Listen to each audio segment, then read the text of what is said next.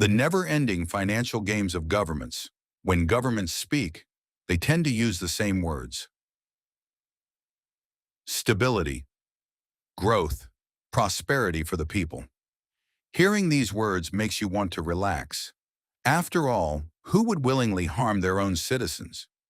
But when history is examined more carefully, a different picture begins to emerge. For centuries, governments have relied on certain financial methods, rarely stated openly, often hidden behind technical terminology. Yet their effects are very real, and the interesting part, none of this is new.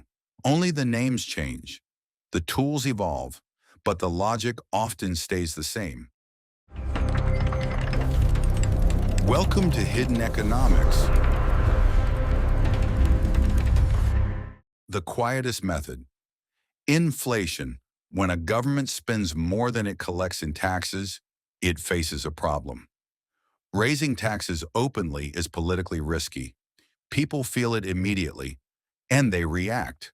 But slowly reducing the value of money is far less noticeable.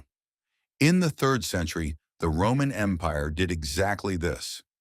As military spending increased, the silver content of the denarius coin was gradually reduced. When first introduced, it was nearly pure silver. Over time, cheaper metals were mixed in. It still looked like silver on the outside. Officially, it was the same coin, but in reality, it wasn't. What happened next?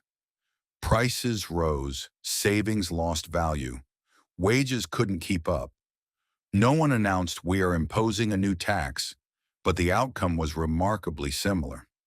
Today, this process is described with more technical language: money supply, liquidity, expansionary policy. But the core issue hasn't changed.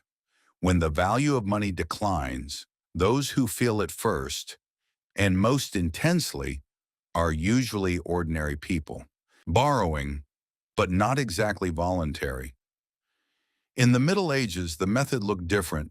Kings in England, France, and Spain borrowed money from wealthy merchants. At least that's what the records say. In reality, these loans were often far from voluntary. Refusing could have consequences. Repayment didn't always go as planned. It was delayed, repaid with devalued currency, or sometimes not repaid at all. The state continued to function. Wars continued. Palaces expanded, but the risk rested with those who lent the money. It was often called a duty to the nation, and for a long time, few questioned that label. Lending to the state. When the Bank of England was founded in 1694, the goal was clear: finance war. Wealthy investors lent money to the government in exchange for guaranteed interest payments. At first glance, it seems like a fair arrangement. But where did the interest payments come from?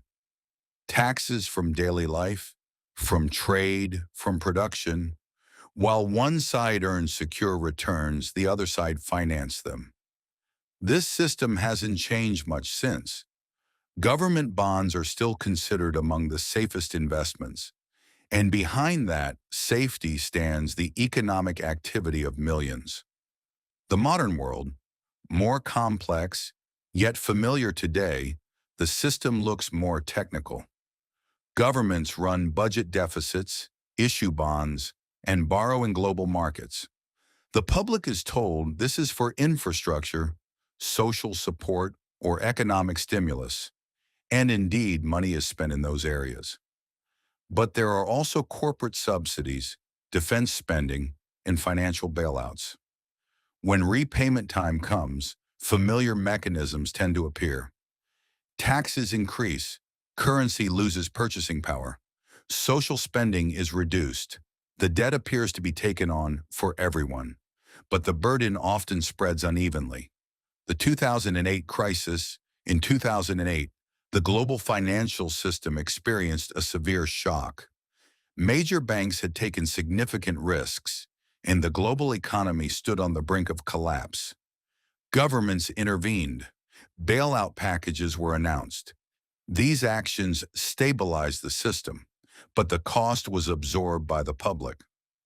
After the crisis, many large financial institutions became even larger and more centralized. This was not the first time history had seen such a pattern. Profits remained private, losses became social. The question of retirement. Retirement systems operate on a similar principle. People contribute for decades, believing their money is being set aside for the future. In many systems, however, current contributions are used to cover current expenses. In their place, government debt instruments are issued. The obligation shifts forward. When demographic structures change, the system strains. Then comes reform. Retirement ages increase. Benefits narrow. Purchasing power declines. The common thread across all these examples, one element stands out: perception. Inflation is described as economic dynamism. Debt is framed as investment in the future. Cuts are presented as necessary but responsible reforms. The language is carefully chosen, but the outcomes often resemble one another. Over time, wealth tends to concentrate upward. Why it matters? Because these processes are not relics of the past. Inflation still erodes savings. Debt levels continue to rise. Monetary expansion persists. Most people are busy navigating daily life and rarely step back to examine the larger pattern. Perhaps the most critical point is this: these mechanisms function more smoothly when economic history is forgotten. If you don't know the past, repetition can look normal. A final thought: history does not repeat itself exactly, but patterns return. In the Roman Empire, currency was diluted and ordinary people paid the price. In the Middle Ages, forced loans redistributed risk. In the modern era, debt and inflation still spread burdens broadly. The era changes, the tools change, but certain dynamics remain strikingly similar. The real question is this: once you recognize the pattern, what will you do with that knowledge? Because systems tend to protect themselves first. And playing a game without understanding its rules rarely ends in your favor.